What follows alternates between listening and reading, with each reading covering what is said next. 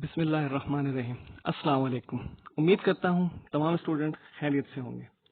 Last video lecture में हमने पढ़ा था types of commonly use operating system के बारे में। हमने पढ़ा था कि कौन कौन से ऑपरेटिंग सिस्टम हैं जो हम अपनी जनरल लाइफ के अंदर कॉमनली यूज करते हैं। वहां पर मैंने आपको 3 से 4 चीजें बताई थी जो आपने लाजमी जब भी इस टॉपिक से रिलेटेड क्वेश्चन आए पेपर में तो जरूर लिखनी है। कौन कौन सी चीजें कि वो ऑपरेटिंग सिस्टम किस टाइप का है, यानी क्या वो कमांड लाइन ऑपरेटिंग सिस्टम है या graphical user interface operating system है। अगर कमांड लाइन ऑपरेटिंग सिस्टम है तो उसकी 2 से 3 कमांड्स आपने जरूर लिखनी है। इसी तरह हमने लिखना है कि उस ऑपरेटिंग सिस्टम को डेवलप किसने किया, यानी डेवलपर का नाम, किस साल में डेवलप किया गया ऑपरेटिंग सिस्टम, और किसने डेवलप किया और कहां पर उसको डेवलप किया गया। ये 3-4 पॉइंट्स आपने जरूर जब भी ऑपरेटिंग सिस्टम के टॉपिक से रिलेटेड जैसे डॉस आ जाए, विंडोज आ जाए, यूनिक्स आ जाए, तो इसमें ये पॉइंट्स जरूर आपने मेंशन करने हैं। तो आज का जो हमारा टॉपिक है वो है टाइप्स ऑफ ऑपरेटिंग सिस्टम। आज हमने पढ़ना है कि कितनी टाइप्स के हमारे पास ऑपरेटिंग सिस्टम मौजूद हैं, कितनी टाइप्स के ऑपरेटिंग सिस्टम होते हैं। तो सबसे पहले हमारे पास है batch processing operating system. Batch processing operating system क्या होता है? बैच प्रोसेसिंग ऑपरेटिंग सिस्टम एक ऐसा ऑपरेटिंग सिस्टम होता है जिसमें बहुत सारे सेम टाइप ऑफ जॉब्स, बहुत सारी सेम टाइप ऑफ जॉब्स को हम क्या कर देते हैं, बैच बना देते हैं, उसकी एक फाइल बना देते हैं, उसको कंबाइन कर देते हैं और 1 बाय 1 उसको प्रोसेस किया जाता है, 1 बाय 1 उसको एग्जीक्यूट करवाया जाता है। अच्छा, अब ऐसे ऑपरेटिंग सिस्टम कहाँ पर यूज किए जाते हैं? अगर इसकी एग्जांपल की बात की जाए तो ये बैंक्स के अंदर यूज होते हैं। कैसे कि हर मंथ के आखिर में बैंक ने एक स्टेटमेंट देनी होती है जितने भी अकाउंट्स होल्डर हैं कि उसमें कितने जो है अमाउंट आई है, कितनी लोगों ने उससे अमाउंट विथड्रॉ की है, तो ये सारी की सारी डिटेल्स उन्होंने देनी होती है। तो क्या हुआ, अगर देखा जाए तो काम एक ही है कि सिर्फ हमने प्रिंट निकालते जाना है। तो क्या करते हैं, ऐसी जगहों पर बैच प्रोसेसिंग ऑपरेटिंग सिस्टम का इस्तेमाल किया जाता है कि सेम टाइप ऑफ, क्योंकि देखा जाए तो सेम टाइप ऑफ जॉब है ना, तो उसको कंबाइन कर दिया जाता है और वो 1 बाय 1 जो है हमारे जितने भी बैंक के कस्टमर्स होते हैं उनकी रिपोर्ट, उनकी बैंक स्टेटमेंट पब्लिश करता जाता है, उसको प्रिंट करता जाता है। इसके बाद सेकंड हमारे पास आता है multi programming operating system. Multi programming operating system क्या होता है? मल्टी प्रोग्रामिंग एक तो हमें ये बात पता है कि जब तक कोई प्रोग्राम मेमोरी के अंदर यानी रैम में लोड नहीं होगा उस वक्त तक नहीं चलेगा। तो मल्टी प्रोग्रामिंग ऑपरेटिंग सिस्टम क्या करता है कि बहुत सारे सॉफ्टवेयर्स को एक ही दफा क्या करेगा, रैम में लोड कर लेगा। बहुत सारे सॉफ्टवेयर्स को एक ही दफा रैम में लोड कर लेगा और उसको एक ही सीपीयू, सिंगल सीपीयू उसको 1 बाय 1 एग्जीक्यूट करता चला जाएगा, 1 बाय 1 एग्जीक्यूट करता चला जाएगा।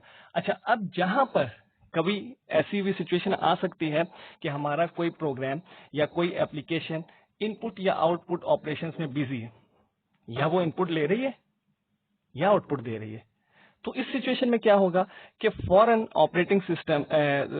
फौरन हमारा जो सीपीयू है वो दूसरा जो भी हमारी क्यू के अंदर यानी कि जो हमारा प्रोग्राम वेटिंग में है, जो लोड हुआ है, उसको एग्जीक्यूट करवा देगा। इससे क्या होता है, इससे हमारे प्रोग्राम की परफॉर्मेंस बढ़ती है, हमारे प्रोग्राम की स्पीड बढ़ती है, प्रोग्राम्स जल्दी जल्दी चलते हैं, इसका यह फायदा होता है। नेक्स्ट हमारे पास आ रहा है मल्टी टास्किंग ऑपरेटिंग सिस्टम। जैसे नाम से ही जाहिर है, मल्टी मतलब एक से ज्यादा, टास्क काम। तो मल्टीटास्किंग ऑपरेटिंग सिस्टम एक ऐसा ऑपरेटिंग सिस्टम होता है जो एक वक्त में एक से ज्यादा काम परफॉर्म कर सकता हो। कैसे? सिंगल सीपीयू को भी यूज करके, और अगर आजकल हम देखें तो मल्टीपल सीपीयू को भी यूज करके। लेकिन यहाँ पे हम बात करेंगे, क्योंकि बुक में सिंगल सीपीयू की बात हो रही है, तो यहाँ पर हम सिंगल सीपीयू ही की बात करेंगे। तो मल्टीटास्किंग ऑपरेटिंग सिस्टम कौन सा ऑपरेटिंग सिस्टम है? ऐसा ऑपरेटिंग सिस्टम जो एक ही वक्त में एक से ज्यादा काम सिंगल सीपीयू को यूज करके परफॉर्म करवाए। ठीक है। अच्छा, अब जैसे हम देखते हैं अपने कंप्यूटर के अंदर कि मैंने एमएस वर्ड भी खोला हुआ है, मैं टाइपिंग ट्यूटर भी खोला हुआ है, मैं नेट सर्फिंग भी कर रहा हूं, मैंने कोई वेब ब्राउजर भी खोला हुआ है।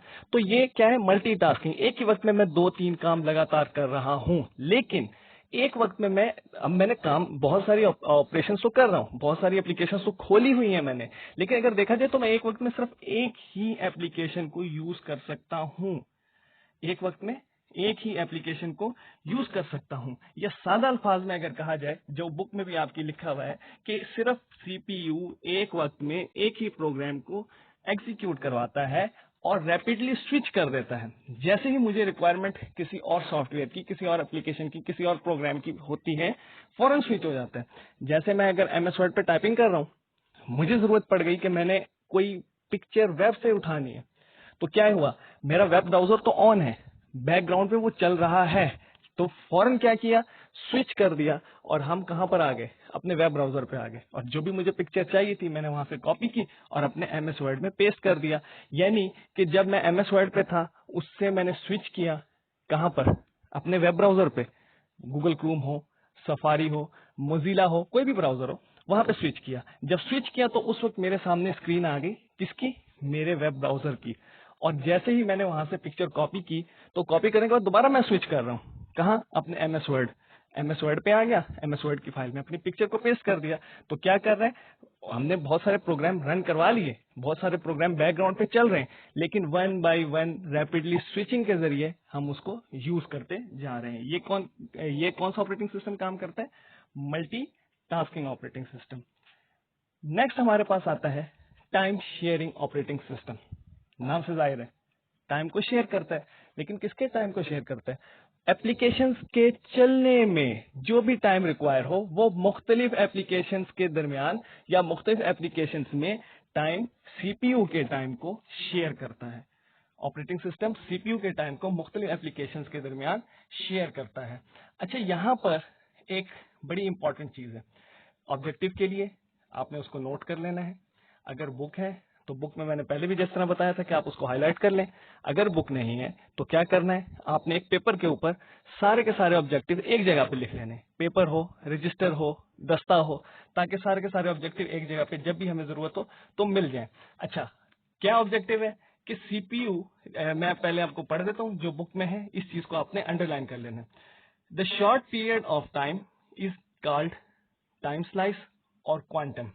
ये वाली लाइन आपने अंडरलाइन कर देनी है। The short period of time is called time slice और क्वांटम। जितनी भी जरूरत हो किसी एप्लीकेशन को चलने के लिए, जितना भी टाइम रिक्वायर हो सीपीयू का किसी एप्लीकेशन को चलाने में, उतना ही टाइम ये ऑपरेटिंग सिस्टम उसको देता है, बिल्कुल प्रिसाइज टाइम, उतना ही टाइम देगा, उससे एक माइक्रो सेकेंड भी ऊपर नहीं देगा। ठीक है, तो वो जो शॉर्ट पीरियड ऑफ टाइम होगा उसे हम क्या कहेंगे, क्वांटम या टाइम स्लाइस। कहाँ ये यूज होता है, ज्यादातर बैंकिंग के अंदर ये यूज होगा, रिजर्वेशन सिस्टम में, रेलवे रिजर्वेशन सिस्टम, इसी तरह एरोप्लेन का रिजर्वेशन सिस्टम, यूनिवर्सिटीज का रिजर्वेशन सिस्टम, इस तरह की जगहों पर यहाँ पर कौन सा टाइम शेयरिंग ऑपरेटिंग सिस्टम को यूज किया जाता है। नेक्स्ट हमारे पास आता है real time operating system. Real time का मतलब क्या है, अगर हम इसको बिल्कुल हम ट्रांसलेट कर दें तो रियल टाइम यानी कि हकीकी वक्त, लेकिन अगर इसको हम बामुहावरा लें तो क्या कहेंगे, उसी वक्त। ठीक है, रियल टाइम ऑपरेटिंग सिस्टम एक ऐसा ऑपरेटिंग सिस्टम होता है जो इमीडिएट, ऑन द स्पॉट, उसी वक्त हमें रिजल्ट्स प्रोवाइड कर दे।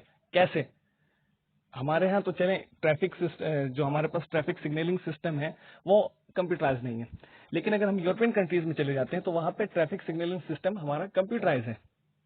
वहां पे क्या होता है कि सेंसर किसको, ट्रैफिक डेंसिटी को, सेंसर ट्रैफिक डेंसिटी को सेंस करता है कि एक तरफ से आने वाली अगर ट्रैफिक बहुत ज्यादा है तो क्या करेगा, फौरन सिस्टम हमारा रन हो जाएगा और वो क्या करेगा, उस साइड के सिग्नल को ज्यादा देर ग्रीन रखेगा, उस साइड के सिग्नल को ज्यादा देर ग्रीन रखेगा।